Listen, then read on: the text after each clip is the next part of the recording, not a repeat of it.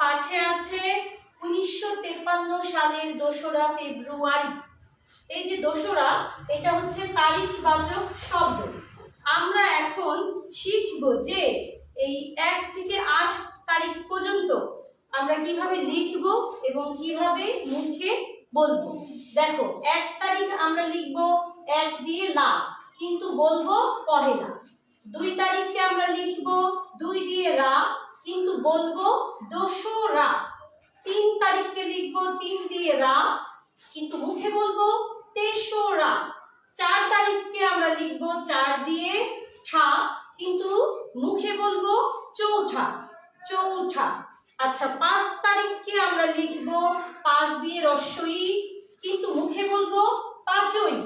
6 তারিখকে আমরা লিখব 6 দিয়ে রস্বই, কিন্তু মুখে বলবো ছয়ই, ছয়ই।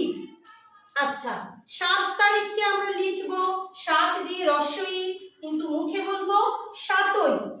আর 8 তারিখকে আমরা লিখব 8 দিয়ে রস্বই, মুখে বলবো আটই। তাহলে আমাদের কি কোনো সমস্যা হবে? আমরা এতক্ষণ শিখলাম 1 থেকে 8 তারিখ পর্যন্ত আমরা কিভাবে লিখব এবং কিভাবে মুখে বলবো।